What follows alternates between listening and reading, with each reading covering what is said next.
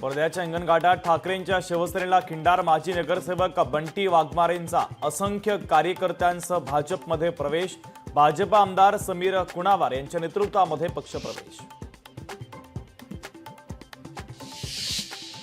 सांगली मिरज शहरासह परिसरामध्ये अवकाळी पावसाची हजेरी. तर पावसामुळे उकाड्यानं हैराण झालेल्या सांगलीकरांना दिलासा.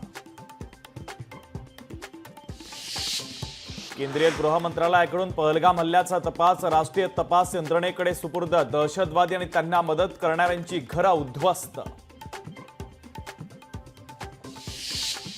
पाकिस्तानी रेल्वे मंत्री हनीफ अब्बास यांची धमकी. तर भारतावर शक्तिशाली अणुबॉम्ब हल्ल्याची दिली धमकी.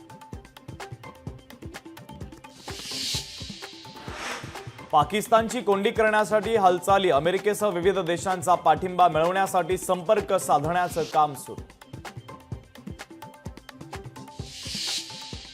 काश्मीरमध्ये सुरक्षा दलांची मोठ्या प्रमाणात कारवाई. तर दहशतवाद्यांना मदत करणाऱ्या 446 पेक्षा जास्त लोकांना घेतलं ताब्यात. पहलगाम हल्ल्याचा छत्रपती संभाजीनगरमधील पर्यटन व्यवसायावर परिणाम. हल्ल्याचा 2.50 कोटींचा पर्यटन नगरीला फटका.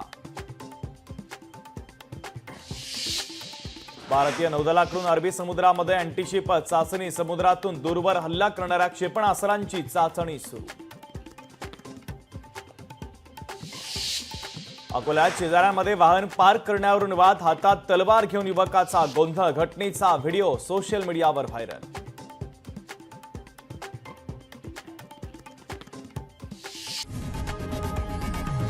लोकशाही मराठी ऐका, पहा, जागरूक रहा.